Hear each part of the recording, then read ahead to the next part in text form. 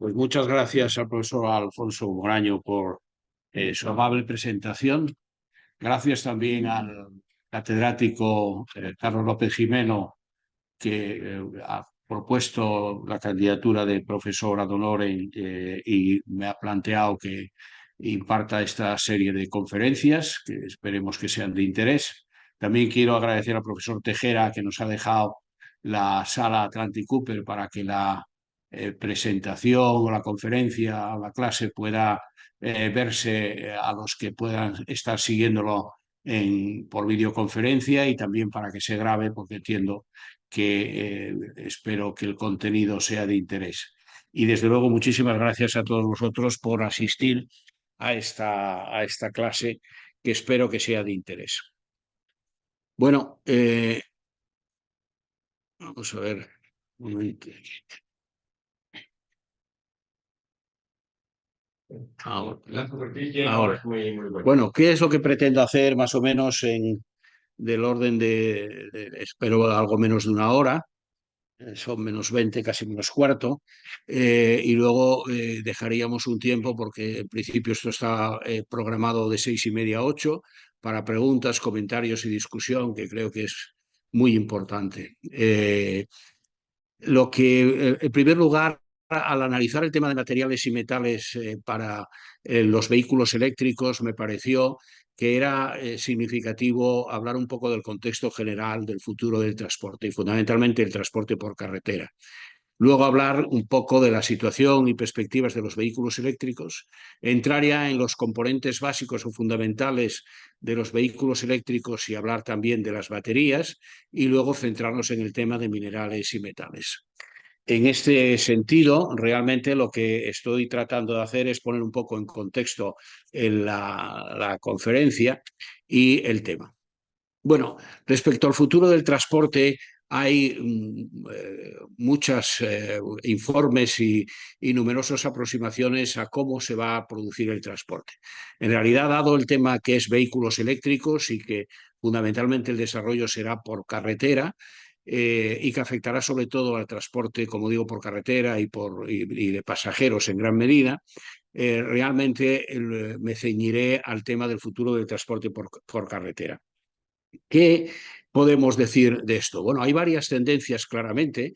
Una de ellas es el tema de que es necesario pasar de la situación actual, porque se produce una considerable contaminación, además con un número creciente de pasajeros y de vehículos. También hay un problema de muertes y accidentes, y por tanto hay un planteamiento general de que el transporte tiene que cambiar. ¿Qué es lo que ocurre hoy en día? Que hay una serie de tendencias, digamos, tecnológicas, como la conectividad, los vehículos automáticos y los nuevos modelos de negocio, que implican un enfoque distinto respecto a la tradición, al enfoque tradicional del coche que tiene un propietario y que tiene un coche para toda la vida, o que cuando lo cambia vuelve a ser propietario. Hay tendencias de cambio, y esas tendencias de cambio, por una parte, están en un entorno, digamos, técnico, y por otra, en un entorno regulatorio. Como iremos viendo, realmente hay una clara énfasis en que se desea la electrificación fundamentalmente del transporte por pasajeros, y estas imágenes que están sacadas de un informe que es del año ya 2019 de la Comisión Europea, que tiene un centro de investigación que se llama Joint Research Center, lo que ha mostrado aquí es que si todos estos cambios y modificaciones, lo que viene desde el ámbito de la política, de la regulación, de la técnica, de los deseos de los consumidores, no se armonizan, no se coordinan o no se ponen en un marco común, realmente los cambios en el modo de transporte no serán muy satisfactorios, y desde luego no se conseguirá lo que se pretende, de lo cual me referiré ahora enseguida. Esta situación es una situación, digamos, que afecta sobre todo a unos países más y menos, pero en Europa tenemos una tendencia clara por el tema de la disminución de emisiones, de ser un continente climáticamente neutro en el 2050, y de también la búsqueda de disminuir las emisiones contaminantes de partículas, de óxidos nitrosos, etc.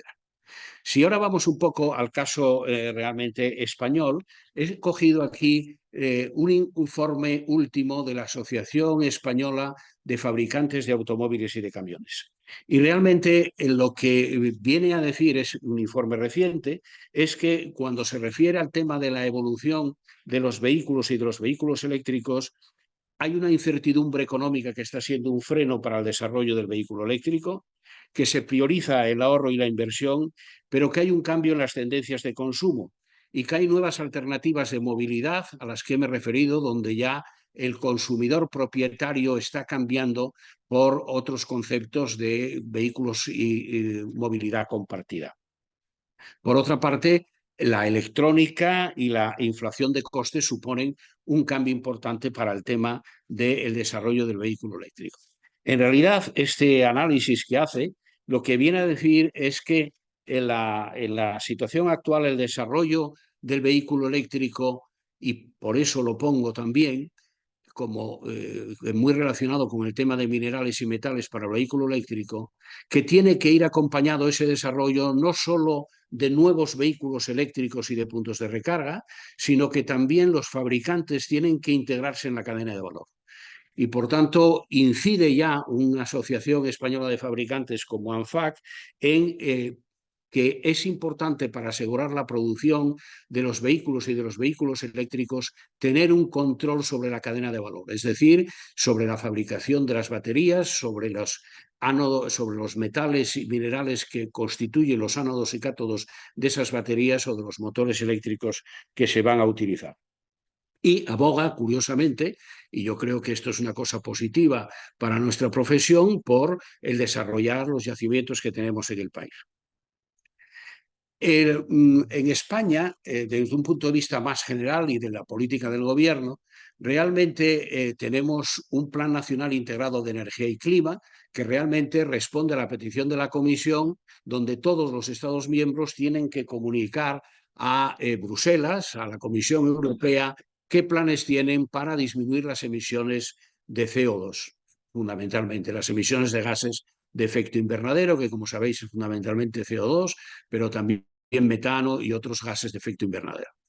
Bien, en esos planes, realmente hace ya 2 años, el gobierno español elaboró, y con un sistema de consulta terminó enviando un documento aprobado a Bruselas, que es el Plan Nacional Integrado de Energía y Clima. Este título yo creo que también es interesante porque muestra el tema de cómo el cambio climático o las tendencias y los esfuerzos por disminuir las emisiones están muy relacionadas con la energía, porque esta supone del orden, en diferentes sectores, no solo en el transporte, del orden del 70% de las emisiones. Este plan se revisa periódicamente, y la última revisión es de mediados del pasado año. En esa revisión de mediados del pasado año, realmente este documento, en cuanto a la estrategia española, aparte de tener un objetivo cuantitativo que es de 5 millones de vehículos eléctricos, que no solo son de pasajeros, sino también estarían las bicis, los patinetes, etcétera, lo ha subido de 5 millones que estaba en el plan inicial a 5,5 millones para el 2030. Iremos viendo luego las cifras y las dificultades que hay. La segunda cuestión importante para mí es que este plan respecto al transporte trata de cambiar el paradigma de no solo modificar lo que son las técnicas o los vehículos de energías que en su momento, en el año 2014, se empezaron a llamar alternativas, donde estaba el gas natural, los GLPs, el hidrógeno, etcétera, sino que también busca un cambio, una palabra que se abusa de ella, que es el cambio de paradigma, para ir de una visión centrada en la provisión de infraestructuras y servicios de transporte a una política que busque una movilidad sostenible, en el sentido de que tenga seguridad, sea sostenible y esté conectada. E incide en el tema de la conectividad. Además, también establece una serie de líneas estratégicas que tenéis en el documento del Plan Nacional Integrado de Energía y Clima, y entre las primeras líneas estratégicas figura la promoción del transporte público, luego volveremos un poco a ello, y el impulso del vehículo eléctrico. Está ahí en la segunda línea, se ve muy pequeño, pero he tratado de sacar una copia del conjunto de estrategias. Hay otras, desde la sensibilización, la I+D, la intermodalidad, pero lo que quería resaltar de esto es que la Administración y el Gobierno, en nuestro caso, también incide como una de las prioridades en la electrificación del transporte y en la incidencia de vehículos eléctricos, y añade, dando incentivos a su desarrollo. Bien, vayamos un momento para tratar de tener una panorámica un poco más completa de la situación y perspectivas de los vehículos eléctricos. Realmente hay una cosa clave y un parámetro importantísimo en todo esto, que no es solo el número de vehículos, que luego utilizaremos recurrentemente, tanto en la demanda de baterías, de minerales, etcétera, sino sobre todo los pasajeros kilómetros, es decir, un pasajero cuántos kilómetros hace al año, y eso se multiplica por el número de habitantes del país y hay una cifra que es pasajeros kilómetro. Bueno, ahí tenéis con una base de 1 en el año 2000, hasta el año 2019, este es un documento de la Agencia Europea de Medio Ambiente, cómo ha evolucionado ese parámetro que no solo mide el número de kilómetros, sino mide, digamos, realmente el peso del transporte, porque las emisiones de CO2 y todo lo que va relacionado con ello va relacionado con este parámetro, que no solo son los kilómetros realizados, sino los pasajeros kilómetro año. Se ve en la línea roja que esto ha ido creciendo y se ve que se ha mejorado el consumo de energía por unidad de demanda de transporte, es decir, la intensidad de energía por vehículo, y también la intensidad energética de combustibles fósiles. Pensemos aquí que es gasolinas y gasóleos fundamentalmente, es la línea marrón, está prácticamente estabilizada en esos 2 años. Si miramos esto desde un punto de vista de una desagregación de esos componentes, está en el mismo documento de la Agencia Medioambiental de la Energía, tenéis ahí diferentes barras. Los circulitos blancos realmente es el resultado final de las emisiones de pasajero en términos de porcentaje, cuánto ha ido variando respecto al año base del año 2000. Sube mucho lo que es el efecto del transporte, o sea, los pasajeros kilómetro que se hacen al año. Es decir, que esa demanda creciente de movernos más en Europa ha sido una práctica en los últimos 2 décadas y lo seguirá siendo, como trataré de mostrar luego. ¿Dónde se ha ido mejorando? Pues en la eficiencia energética, y el efecto de electrificación lo pongo porque fijaros que prácticamente no se ve. Sí se ve la línea marrón en la parte inferior del cuadrante, donde hay una disminución debido al uso de biocombustibles, que ha sido un tema muy controvertido, porque se empezó con unos biocombustibles, luego se buscaron biocombustibles sostenibles, avanzados, y eso ha ido, digamos, retrasando, o en mi opinión, complicando el desarrollo de la utilización de biocombustibles. Aprovecho para decir que Europa quiere en el año 2035 que los motores de combustión interna no estén en las carreteras, y hay un debate importante ligado a la neutralidad climática que busca que se pueden dejar los motores de combustión interna si van mejorando en eficiencia y en disminución de emisiones, y que hay biocombustibles o habrá combustibles sintéticos que puedan tener un coste progresivamente más competitivo. Es decir, hay un debate importante de que no todo puede ser o debería de ser vehículo eléctrico. Respecto a los combustibles sintéticos, es importante mostrar, estamos centrados en el tema del transporte por carretera, pero todo apunta a que realmente son en gran parte la solución para la descarbonización, por ejemplo, del transporte aéreo o en parte del transporte marítimo. Bien, dicho esto, respecto a la situación general, hay bastantes informes o estudios. Este que estoy cogiendo aquí es de una asociación, de una agrupación que se llama el International Council for Clean Transport, que tiene un conjunto de estudios interesantísimos y hace un análisis de escenario de cómo se puede realmente disminuir las emisiones del CO2 del transporte. Fijaros un poco en el lado derecho de la pantalla y veréis que cómo se puede mitigar, que son, digamos, esas bandas de colores. Hay una que sería tecnologías más avanzadas del internal combustion engine, o sea, de los motores de combustión interna, de evitar el transporte, por ejemplo, ahora incidiremos un poco en ello, mediante utilizar más la bicicleta o simplemente el caminar. Y hay un bloque muy importante que, como veis, está en verde y que es los objetivos de ventas ambiciosos de cero de electric vehicles. Es decir, cero, en realidad es cero en el punto de utilización. Luego, si queréis, en el coloquio hablamos del tema de la cadena de la huella de carbono en toda la cadena del ciclo de vida del vehículo eléctrico, pero lo que quería con esto resaltar es que se confía o se espera, por los diferentes análisis, en general coinciden, que el vehículo eléctrico debe de contribuir, digamos, en una gran proporción y quizás más que otras soluciones a la disminución de emisiones del transporte. Un tema interesante respecto a esto, y ya nos vamos centrando un poco más para terminar aterrizando los vehículos eléctricos, es qué porcentaje de emisiones corresponde con cada tipo o modalidad de transporte. Los vehículos de dos ruedas, vamos a fijarnos solo en la primera columna, sería un 5%, los autobuses municipales un 1%, los vehículos ligeros o comerciales, furgonetas, vans, etcétera, un 11%. Los vehículos de pasajeros, es decir, los que utilizamos nosotros bien porque nos lleva un amigo, bien porque es nuestro coche, cuando viajamos es la mitad, un 50%, algo más. Y los vehículos pesados un 30%. Es decir, el núcleo, la mayor parte, ya tenemos un 80%, que es la famosa regla de Pareto, de tratar de actuar por el 80% para ir disminuyendo o mejorando lo que sea. La tendencia, pongo aquí solo uno por no alargar esta parte introductoria, es que al año 2050, esto está cogido, si no recuerdo mal, del informe del JRC, se prevé que los pasajeros kilómetro año sigan creciendo. Es decir, que independientemente de los esfuerzos en cambios de tipo de vehículo o en cambios modales, pues realmente vamos a necesitar más movilidad. Es decir, la gente se va a mover de punto A a punto B de forma más frecuente y, por así decirlo, más intensa.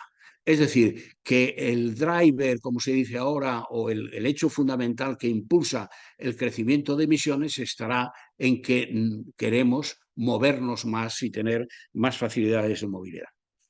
¿En esa estructura modal habrá cambios? Bueno, pues se prevé que sí, aunque de aquí al 2035, esto es un informe de McKinsey, pues realmente el transporte público, recordemos que España en su política aboga por el transporte público, pero del 22 al 35, más de 10 años, pasaría porcentualmente del 23 al 26, es decir, crecerá, pero no de una forma espectacular. El coche privado sí se espera que disminuya significativamente del 45 a casi el 30. Y otros modos de transporte, como el transporte, la micromovilidad, que serían los patinetes, los vehículos eléctricos, los motocicletas, etcétera, pues se espera que aumente. Es decir, que ahí aumentaría, pero también sería de un 16-19. En otras palabras, el transporte de pasajeros por carretera se espera que porcentualmente tenga menos peso, pero si os fijáis, será casi un 30% del porcentaje total. Bueno, en este contexto ya vamos centrándonos un poco en el tema eléctrico. Aquí tenéis cómo ha ido evolucionando desde el año 2016 a lo que se espera el 2026 el número de vehículos eléctricos vendidos y en el lado de la derecha la cuota de ventas o de matriculaciones cada año. Hay un año importante porque es una cifra redonda, el año 2022, aunque no está puesto, pero sería el siguiente, lógicamente, el 2021, donde veis que hay del orden algo más de 10 millones de vehículos eléctricos. Hace años se hablaba por la Agencia Internacional de Energía, IRENA, etcétera, que debería de conseguirse un umbral de los 10 millones de vehículos eléctricos en carretera. Esos datos son acumulados y se espera que en el año 26 aumente a 26. Los colores de los gráficos son también interesantes porque muestran que China, por el volumen de población que tiene, entre otras cosas, y porque apuesta también por lo eléctrico, es uno de los mayores contribuyentes, digamos, al crecimiento de que haya más matriculaciones de vehículos eléctricos. Lo verde es Europa, es decir, China y Europa. Estados Unidos también, pero a pesar de ser un país en potencia económica, territorio, población mucho más importante que nosotros, digamos, que Europa, pues realmente también está en ello, pero sería como la tercera gran fuerza o región en términos de contribución de vehículos. A la derecha tenéis los porcentajes. En el caso de China están en el año 2020 pues del orden del 25-30%. El gráfico de la derecha muestra las matriculaciones del total de los vehículos ligeros, las matriculaciones en vehículos eléctricos, que pueden ser de batería puros o totalmente electrificados o híbridos enchufables. Bueno, estos porcentajes volveremos sobre ellos y veis que van aumentando. Sin embargo, veremos luego que hay países que están del orden del 10% y que están moviéndose en ese umbral sin superarlo. Si entramos ya a ver un poco más la situación, hay países que destacan ya, en este caso es Europa, este es un gráfico para los países europeos, para la EU27, Suecia en el año 2022 un 35% sería de su cuota de vehículos, Holanda sería el siguiente país, Alemania cerca del 20%, Francia entre el 10 y el 15% y España, que como veremos aquí en este gráfico está por debajo del 5%. Luego pondré unas cifras de la fuente española que son las que están aquí. Este es el caso para España, donde veis que desde el año 2019 solo un 1%, del orden de un 1%, eran vehículos eléctricos y en el 22, que es el último que hay estadísticas, pues es casi el 10%. Otra cosa interesante es que del orden de un 5,9, o sea, un 60% más o menos de eso, son vehículos híbridos enchufables, porque permiten tener, y está ligado al tema del despliegue de los puntos de recarga, y de vehículos eléctricos puros solo casi un 4%. Hablaba antes de la micromovilidad y de las diferentes modalidades del car sharing, etcétera. Aquí tenéis datos para España de vehículos compartidos, 3.500, de motos compartidas y de patinetes. Y aquí os podéis hacer una idea. Para que hagamos una cifra de referencia, si no recuerdo mal, el parque de vehículos en España, vehículos turismo y furgonetas, etcétera, creo que son 24 millones. ¿Y cuántos vehículos hay en España, vehículos eléctricos, híbridos enchufables y puros? Pues del orden de 300.000. No he puesto otro gráfico que está sacado de AEDIVE, que es una asociación que promueve el tema de recarga, porque lo he sumado y me salen 250.000. Ya sabéis que hay un dicho inglés que there are lies, damn lies and statistics. Hay mentiras, mentiras odiosas y estadísticas. Bueno, pero en realidad a lo que voy es que pensemos del orden de 300.000 vehículos eléctricos en la que no llega del orden del 1 o 2%. Bien, ¿por qué ocurre esto? Bueno, pues posiblemente porque incidiendo en este tema aporto aquí las razones de ANFAC, pues el tema de renta, o sea, los vehículos eléctricos son más caros y no todo el mundo tiene una renta disponible como para poder comprar un vehículo eléctrico. El segundo es el tema del despliegue de puntos de recarga públicos para el que quiera hacer un viaje. Luego hablaremos de la autonomía de las baterías y lo que señala también ANFAC es que han observado que en las regiones donde hay grandes empresas, las grandes empresas, bien por car sharing, bien por renting, etcétera, utilizan más vehículos eléctricos y eso contribuye al incremento. Este gráfico lo he encontrado de la International Council of Clean Transport y me pareció muy interesante. Ya con esto casi vamos cerrando y pasamos ya al tema de los componentes. Los diámetros de los círculos o el área del círculo realmente trata de dar idea del volumen. Y ahí tenéis un gran círculo que está en amarillo, que es China. Y hay dos círculos, un círculo que está rodeado con línea continua y otro con línea punteada. Bueno, el total de vehículos producidos en el país, en este caso en China, veis ahí una cifra, no sé si ve bien, que son 6.724.000. Ese es el número total de vehículos eléctricos que ha producido China en el año 2022. Lo amarillo, que no tiene en este caso mucha diferencia con lo punteado, es lo que se vende de vehículos eléctricos en China. Es decir, China prácticamente es el 90 y pico por ciento, 91% de lo que produce se vende en China. En Estados Unidos es un caso más o menos similar, que es el círculo azul. Ya veis que la producción de vehículos eléctricos no llega al 1.000.000 de vehículos. Alemania, que sabéis que es un gran productor en Europa de vehículos, tiene una cifra similar en producción total a Estados Unidos, pero vende mucho fuera. No absorbe su capacidad de producción doméstica, no absorbe todo el mercado doméstico. Y un caso curioso para mí es España, donde veis que nosotros hemos producido 216.000 vehículos, pero solo del orden de 10.000 se han vendido en el país. Es decir, las flechas que salen de los círculos muestran las exportaciones y a dónde van. No me retengo más en esto, pero muestra un poco, creo que, un panorama de lo que es vehículo eléctrico. Lo que todo el mundo coincide es que el tema de las cuotas de vehículos eléctricos sobre matriculados va a aumentar, pero hay también dispersión en diferentes análisis. Pongo aquí varios, esto es ya de hace un par de años, no encontré uno actual, donde se ve que, de acuerdo con diferentes análisis de instituciones o de consultores, pues realmente se espera que pase al 2030, pero fijaros que en el año 2030 hay tendencias que van desde el 20% hasta el 50% de los vehículos. Depende de los escenarios, de las hipótesis. ¿Qué pasa con el tema de los puntos de recarga? Bueno, aquí tenéis para los dos últimos años donde hay estadística, a 1 de enero del 23 y del 22, los puntos de recarga, por ejemplo, en Holanda, que es pionero en esto, en el eje inferior tenéis el número de puntos de recarga, 80.000, 80.000, 100.000, 120.000, y en el caso de Alemania está por detrás, pero tiene también un número importante, y veis que España está bastante por debajo.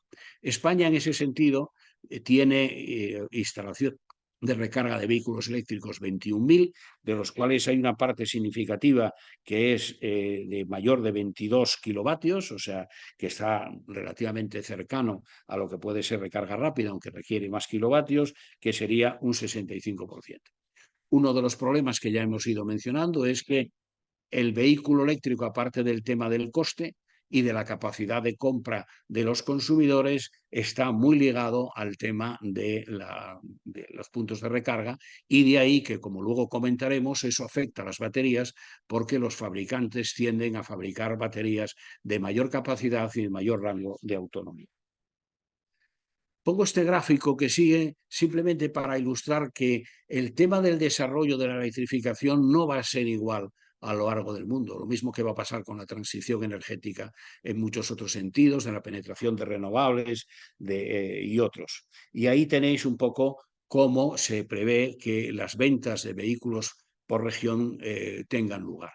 Lo que sí se ve es que en Europa va a haber una tendencia, en principio, a que las ventas van a disminuir lo mismo que en Estados Unidos, pero en el resto de regiones, pongamos Asia, Sudeste Asiático, etcétera, pues se espera que crezcan. Lo que sí también hay una tendencia es a que el vehículo eléctrico irá ganando cuota de mercado los vehículos de combustión interna, la gasolina y al gasóleo. Y ahí tenéis también de otro análisis de Bloomberg, bastante reciente, cómo se espera que eso evolucione. Aquí yo creo que la cuestión no es que esa tendencia vaya a ocurrir, sino que cuándo se va a dar y cuándo esa curva de máximo donde empieza a disminuir el porcentaje o el número de vehículos de combustión interna disminuya. Veis que en cualquier caso es alrededor del 2030, y hasta el 2025-2030 no se empezará a producir ese descenso, que va correlativo con la entrada o con el crecimiento de los vehículos enchufables y de batería. Bueno, Esto, hay un tema importante, lo mencioné hace un momento, y ya en el siguiente apartado vamos a entrar en los componentes y en los materiales. Realmente hay una tendencia a aumentar la autonomía, pero eso implica baterías que sean más eficientes y baterías que tengan más autonomía. En el año 2022, los modelos que se lanzaron, de acuerdo con Bloomberg, tenían un rango del orden de 340 kilómetros y ese es un valor superior a los 230 que había en el 2018. Y lo mismo, la capacidad de las baterías ha pasado de 40 kilovatios hora a 60. Y se espera que la autonomía y la capacidad de la batería vayan aumentando. Pero eso va ligado también a vehículos de mayor tamaño y también al tipo de materiales y de metales que estén en la batería. De tal manera que por esa vía se espera que hay más demanda de materiales a medida que las baterías son de mayor tamaño.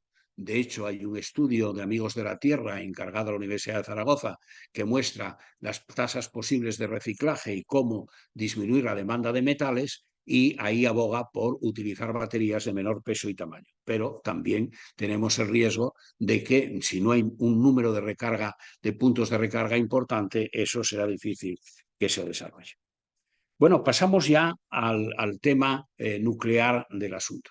Antes de entrar en las baterías, creo que es importante mirar un poco los componentes de los vehículos eléctricos. Realmente el vehículo puro de batería o totalmente eléctrico está claro, tiene baterías y tiene un motor eléctrico. El enchufable tiene lo mismo, pero tiene un motor de combustión interna y tiene unas autonomías que varían de 40, 50, 60 kilómetros, que son enchufables, es decir, que la batería se puede recargar, normalmente recarga larga, o sea, de larga duración, por la noche en el domicilio del propietario o del consumidor del coche. Hay también el híbrido, como digo, normal, que es bien conocido y que ha tenido un desarrollo importante, porque hay un porcentaje muy importante de trayectos diarios de muchas personas que están por debajo de los 40 o 50 kilómetros diarios, y por tanto ese rango se puede hacer relativamente fácil con la parte del vehículo, del motor eléctrico, no tirando, entre comillas, no usando el motor de gasolina. Y luego están los vehículos de celdas de combustible, que no voy a tratar, pero que están también ahí. Lo que también está claro es que las diferencias entre un vehículo eléctrico y un vehículo de combustión interna son muy importantes. Hay un interesante estudio de UBS que tiene un Living Lab, y es un estudio, yo creo que ha desaparecido de Internet el documento, pero bueno, yo lo utilicé para las clases del año pasado, y compara dos modelos de vehículos, uno eléctrico y otro de combustión interna, el Chevy Bolt y el Volkswagen Golf. Bueno, realmente empiezan a aparecer ya las diferencias significativas entre un modelo y otro, o un tipo de coche y otro, en lo que nos atiende en esta charla o conferencia.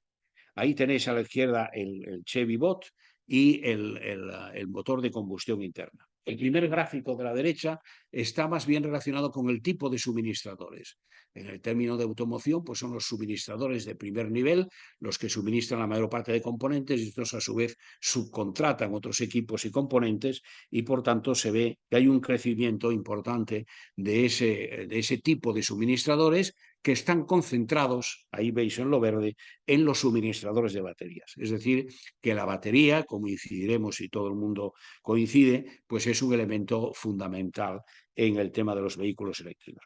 Otro tema que yo creo que es importante es la electrónica del vehículo, que va a tener mayor peso económico y porcentual en los componentes del vehículo. Va a ser un motor, digamos, más monitorizado, con más seguimiento, etcétera, no solo por el seguimiento de la batería, sino también por la automatización y otros componentes. En el gráfico de la derecha creo que es también interesante mostrar que las partes móviles del vehículo disminuyen de una forma radical. Las partes, por tanto, todo lo que tiene que ver con cojinetes, etcétera, y con los componentes auxiliares de un motor de combustión interna, pues también disminuirá. Un tema importante es como decía, el tema de semiconductores, que crece de forma muy importante en un vehículo eléctrico respecto a un motor de combustión interna. Bien, hay dos componentes fundamentales en el vehículo eléctrico. Uno es el motor eléctrico y otro es la batería. Y en el motor eléctrico, aquí estoy poniendo realmente este gráfico que está sacado del documento de VS, donde lo que es interesante es que si son motores eléctricos no de inducción, sino síncronos, realmente aparecen los imanes permanentes y aparecen las tierras raras. Es decir, que en la medida en que no se utiliza, ahí tenéis el caso de un motor de Tesla que es un motor de inducción y por tanto no es un motor de imanes permanentes, y cuando tenemos imanes permanentes aparecen ya el disprosio, entre otros, y aparecen las famosas tierras raras, que aparecen también en la transición energética en los generadores eólicos, sobre todo por los motores eléctricos. La batería es otro de los componentes importantes del vehículo eléctrico, y aquí tenemos una primera aproximación que pongo de los componentes en términos de minerales o metales. El aluminio, el grafito, el acero, el hierro, cobre, cobalto, níquel, manganeso, litio y otros. Volveremos sobre esto, pero ya vemos un poco un panorama porque traigo bastantes cosas de las baterías, del tipo de baterías, etcétera, y estos metales volveremos sobre ellos con porcentajes distintos en función de la química. Las baterías decía que es importante y que es clave. Realmente las más utilizadas son las baterías de ion litio, donde el ánodo realmente es el componente, uno de los componentes fundamentales, y en el cátodo es donde están los componentes de los óxidos metálicos. El electrolito es los iones de litio, y en el caso de la descarga, los electrones van del ánodo al cátodo, y en el caso cuando se recarga en sentido contrario. Ahí, en la parte de la izquierda del ánodo, tenéis como una especie de mallas que ya podéis imaginar que es la representación idealizada un poco del grafito. ¿Qué componentes tenemos en estos baterías? Bueno, antes que eso, me gustaría referirme al tema de la capacidad de las baterías, para situar un poco también las cifras, ¿no? Ahí tenéis el Hybrid Electric Vehicle, que prácticamente no tiene, pero ya si empezamos en el Plug-in Electric Vehicle, que serían los enchufables antes del 2020 y después del 2020, vemos que la capacidad de batería es del orden de 12 kilovatios hora. Mientras que en el caso del total eléctrico varía bastante en función del tipo de vehículo que sea.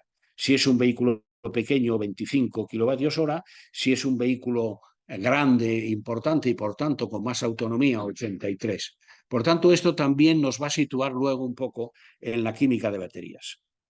¿Qué elementos de cátodo tenemos? Tenemos varios elementos de cátodos o varios tipos de cátodos.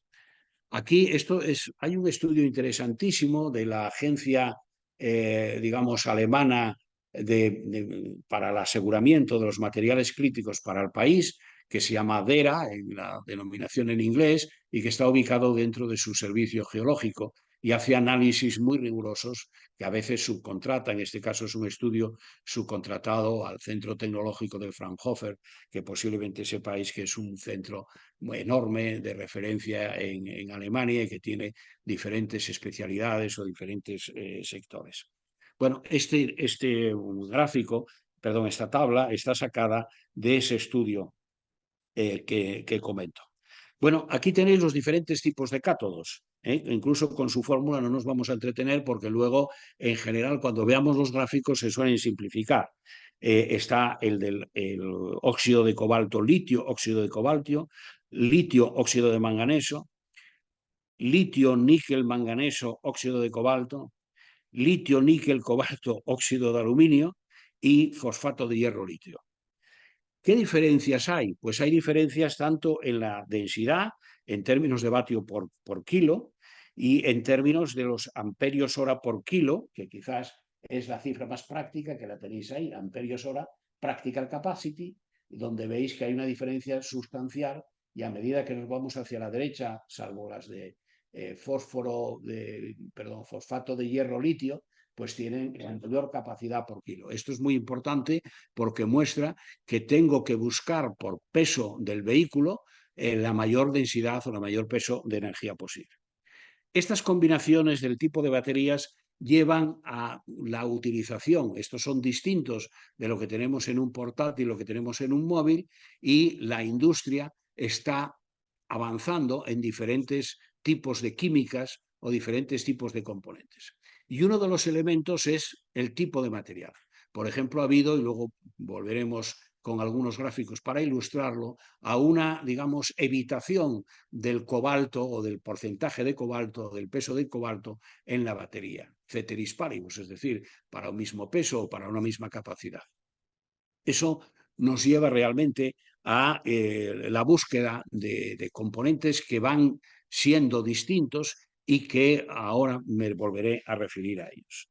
Además, hay una tendencia a futuro de innovaciones donde probablemente en 5 o 10 años empiecen a estar en fase comercial baterías como las de todo, batería de estado sólido, que realmente tienen ventajas respecto a estas en algunos aspectos, ¿no?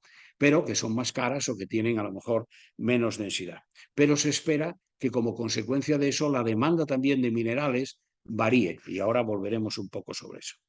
Lo que también está claro es que el coste de la batería está disminuyendo. Yo, en una época que estuve en la Universidad de Deusto dirigiendo una cátedra de energía, hicimos allí un estudio de transiciones energéticas y de vehículos de energías alternativas en el transporte aplicado al País Vasco. Y una de las cosas que miramos era cuándo podría haber una igualación o un break-even entre lo que se llama el total cost of ownership, es decir, el coste total para el usuario, que incluye el mantenimiento, la compra del vehículo o su renting, los costes de seguro, etcétera, de un vehículo de batería respecto a uno de combustión interna.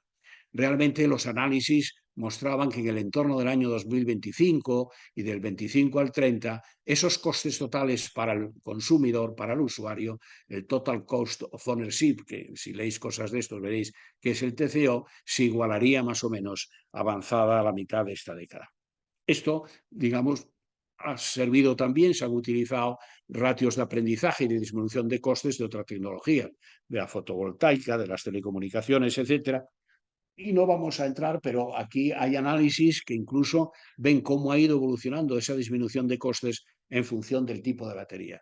Pero lo que se ve a simple vista es que en todos los casos ha ido disminuyendo.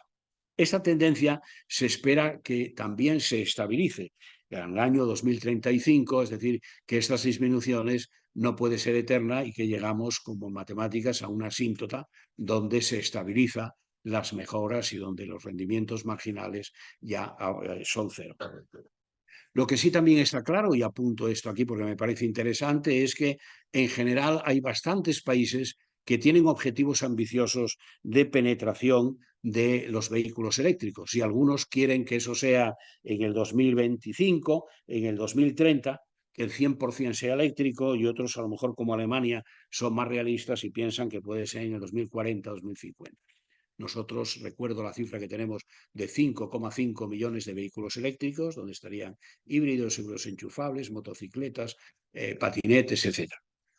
Bien, un apunte porque me parece interesante respecto a las emisiones, ¿no? Hay un debate muy significativo entre las emisiones del ciclo de vida de un vehículo eléctrico y de un vehículo de combustión, y traigo aquí este gráfico porque realmente donde digamos, desde el punto de vista de las emisiones en la fabricación de baterías, es decir, lo que tiene que ver con los minerales y metales, si os fijáis que pone materiales de la celda, el cierre la envolvente, otros componentes de la batería, pues es 6 y 8, 14, está como en un 34%.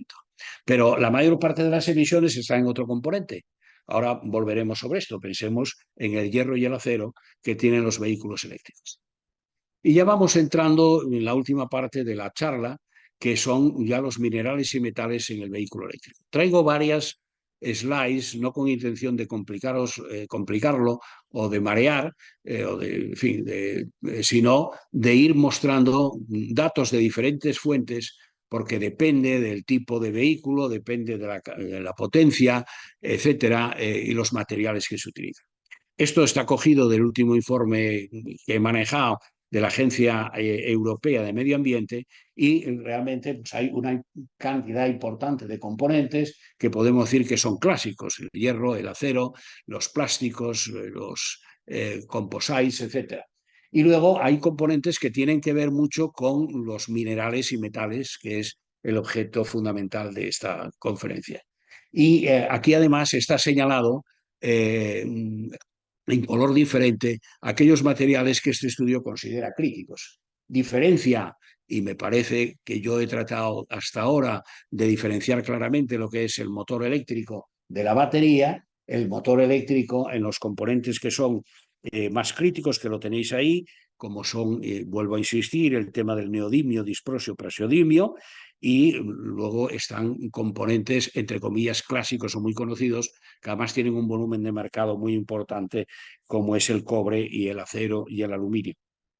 En las baterías de ion litio, el grafito lo considera este estudio que es crítico, el manganeso, el cobalto y el níquel.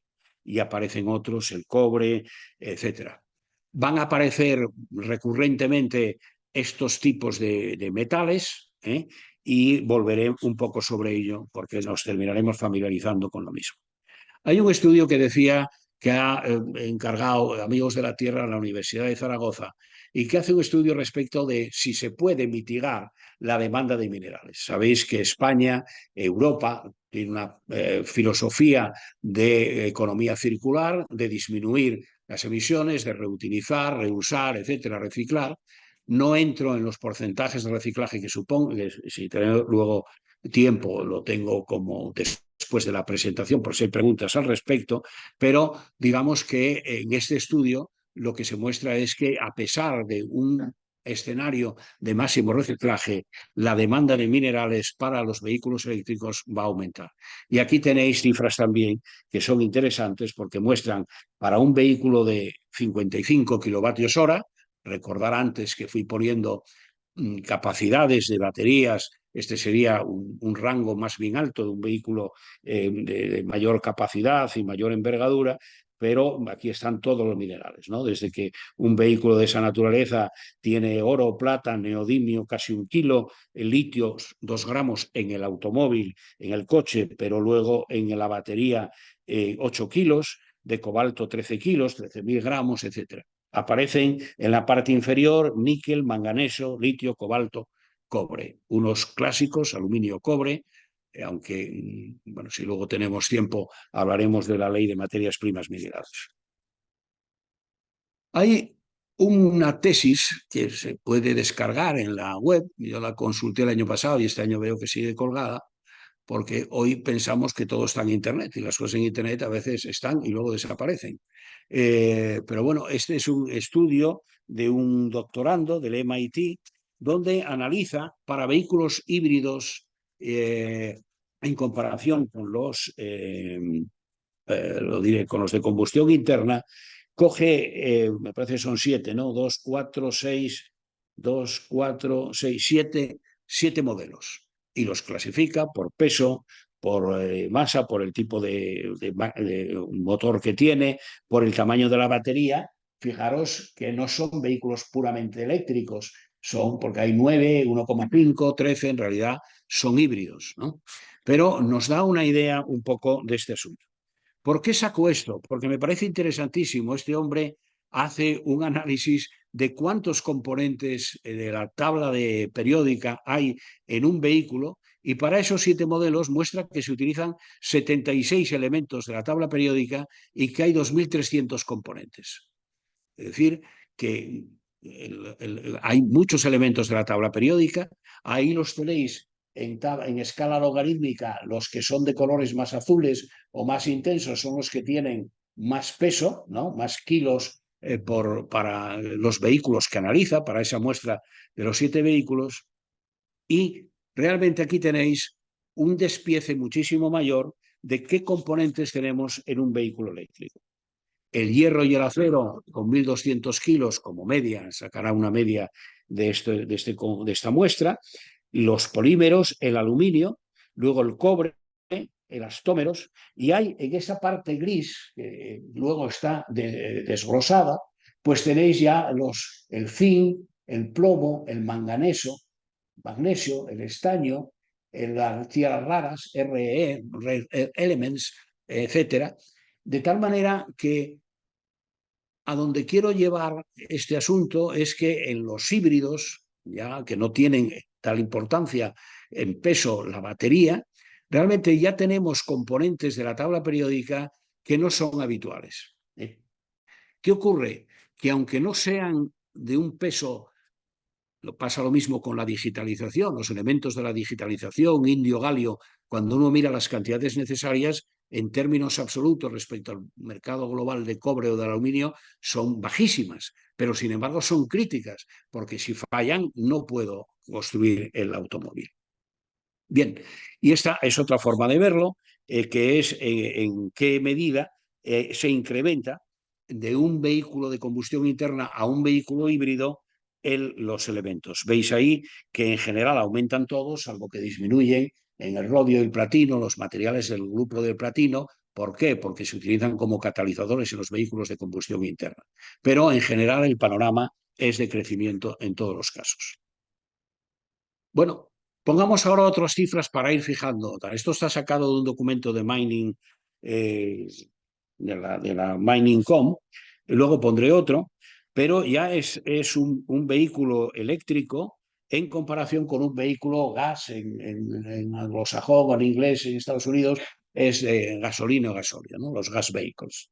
Bueno, ahí veis, vamos a ir los círculos, lógicamente la ilustración está muy hecha, muy interesante, muy bien hecha, en mi opinión, y ahí tenéis el grafito 63, 66, cobre, níquel, manganeso, cobalto, litio, aparece ahí los cuatro níquel, cobre, manganeso, cobalto, las tierras raras con mucha menor cantidad, fijaros que está ahí medio kilo, el zinc 100 gramos y otros 300. Respecto a un vehículo de combustión interna, habría una diferencia en el cobre, que aumenta, prácticamente se duplica, y en el manganeso, que también se duplica. Por tanto, aparecen elementos como, entre comillas, nuevos o con más importancia: níquel, cobalto, litio, tierras raras. Decía antes que la química de las baterías varía y que ha habido una tendencia a evitar el peso del cobalto o el porcentaje de cobalto en las baterías.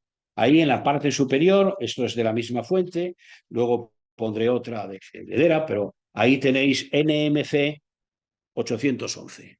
Bueno, y está súper explicado, o sea, la denominación esa, cuando lo veáis en los gráficos, es que tiene un 80% de níquel, un 10 de manganeso, un 10 de cobalto. El NMC 523 es que la mitad es peso en níquel, el 30% cobalto, el NMC 622, en fin, y luego están los del óxido de aluminio y las de fosfato de hierro, que prácticamente de cobalto y níquel no tienen, que es una de las mejoras, entre comillas, si queremos evitar la dependencia de los países que tienen ese material y que tienen, lógicamente, pero veis que el litio es un denominador común, en todos aparece, y que los pesos, en función del tipo de batería o del tipo de química, son distintos. Esta misma idea está expresada más detalladamente o más técnicamente en este estudio de DERA que os comentaba, del Fraunhofer Institute. Y ahí tenéis los diferentes componentes para los de níquel, manganeso, cobalto, con los diferentes porcentajes, el 111, 622, 811, con el peso, y luego las de aluminio y las de fosfato de hierro, etc. Bueno, ¿a dónde voy a parar?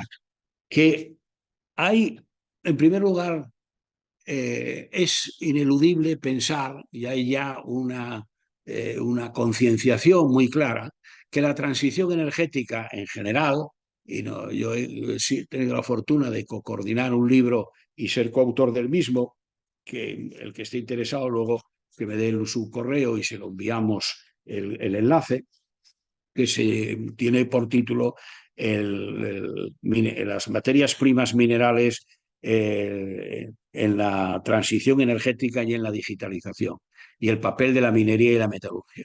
Y ahí analizamos desde un punto de vista general cómo varía la demanda de minerales y metales, tanto como consecuencia de la transición energética, donde no solo está el vehículo eléctrico, está todos los elementos que van a constituir desde las baterías de almacenamiento en redes, los generadores eólicos, fotovoltaicos, etcétera, y la digitalización.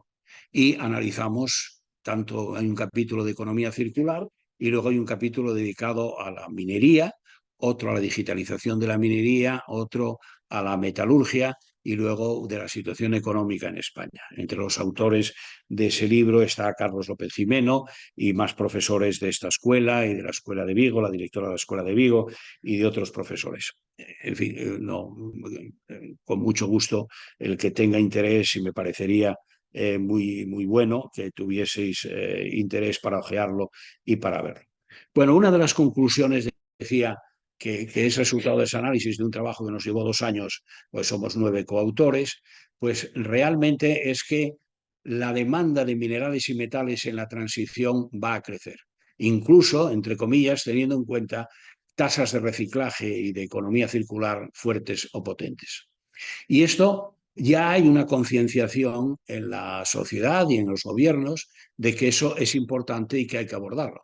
Europa, la Comisión Europea y Europa, el Consejo, cuando determina las políticas europeas y nuestro gobierno y nuestra administración también, pues yo creo que no se puede permitir que la transición energética sea un fracaso.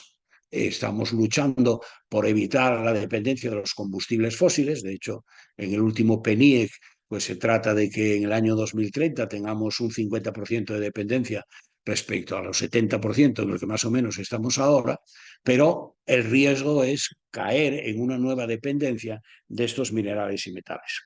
Pero lo que también está claro es que, independientemente del tipo de batería que sea, volviendo a los eléctricos, ya veis que ahí tenéis en la parte inferior un vehículo de combustión interna, y yo creo que está muy claro porque a partir de 50 de kilos por vehículo no hay nada de metales, mientras que en los diferentes tipos de baterías, en función del tipo de batería, pues aparecen los diferentes metales. Y veis también el morado, que es el grafito, que tiene un peso importante en todo porque constituye uno de los componentes básicos y que de momento no está siendo sustituido fácilmente, así como en el otro cátodo, pues sí están tendencias a sustituir el peso de unos metales y de otros.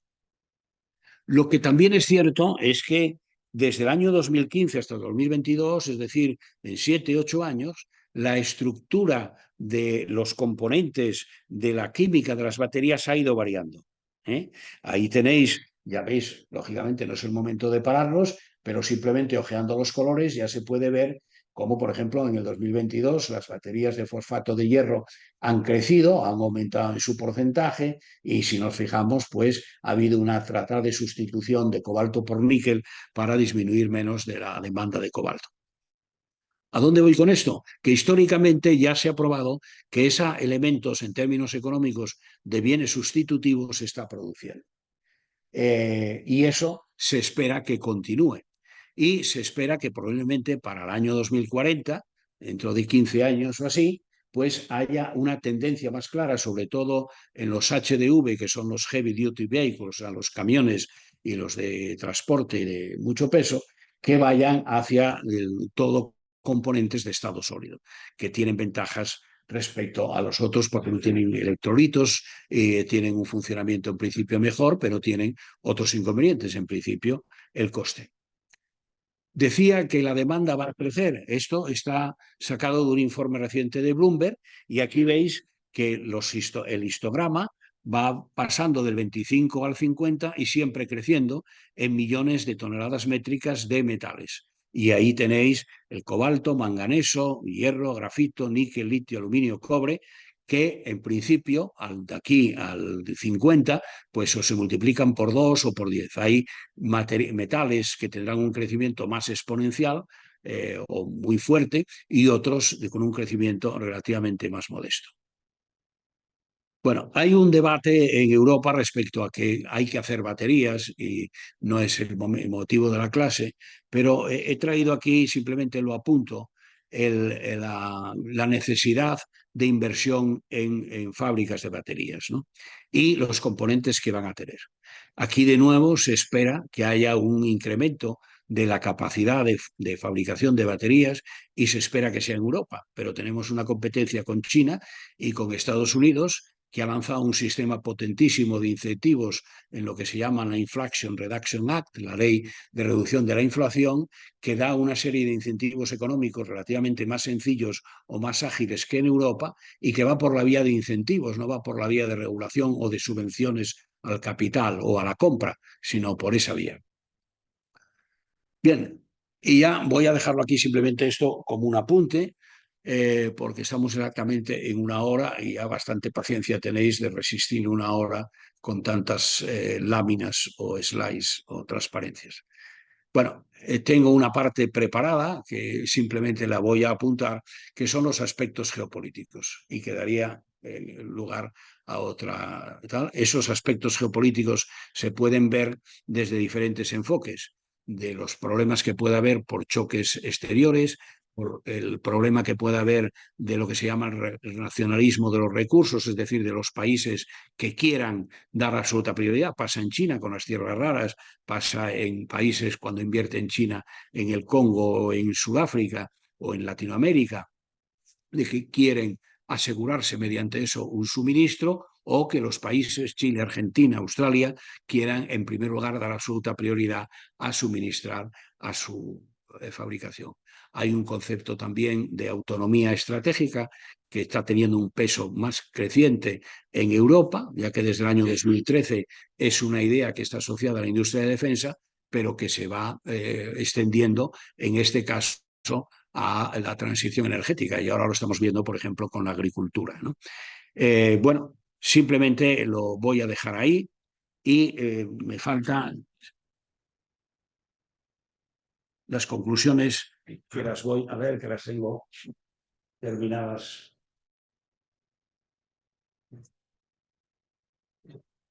Bueno, yo creo que, no sé si hasta cierto punto, pero mis conclusiones, ¿cuáles serían? Bueno, lo primero que la demanda de minerales para el vehículo eléctrico va a hacer que la transición energética y la flota de vehículos sea más intensa, más intensiva en minerales. Es decir, por kilo o por peso de vehículo vamos a tener más minerales y metales. El marco del vehículo eléctrico debemos de situarlo en un marco de movilidad sostenible.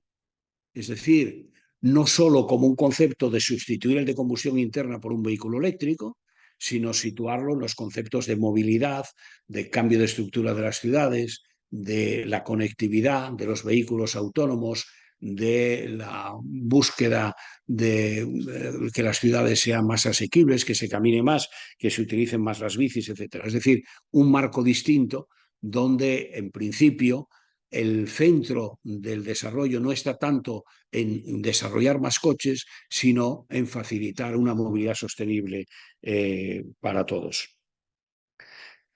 Bueno, yo creo que no debemos de perder de vista que el vehículo eléctrico es uno de los vehículos alternativos y que presumiblemente será en este sector donde más desarrollo tendrá la electrificación. Pero no olvidemos los biocombustibles y más adelante los combustibles sintéticos. El crecimiento del vehículo eléctrico estamos viendo que depende en gran parte del nivel de renta disponible, del coste y del despliegue de los puntos de recarga. Es decir, que estos tres elementos se está viendo que son esenciales para que el despliegue y el crecimiento de la cuota de ventas del vehículo eléctrico aumente. Los vehículos eléctricos tienen dos componentes clave. El motor eléctrico, donde si es motor de imanes permanentes o síncronos, realmente necesitamos tierras raras, que son elementos críticos, y las baterías, sobre lo cual nos hemos extendido, creo yo, que bastante.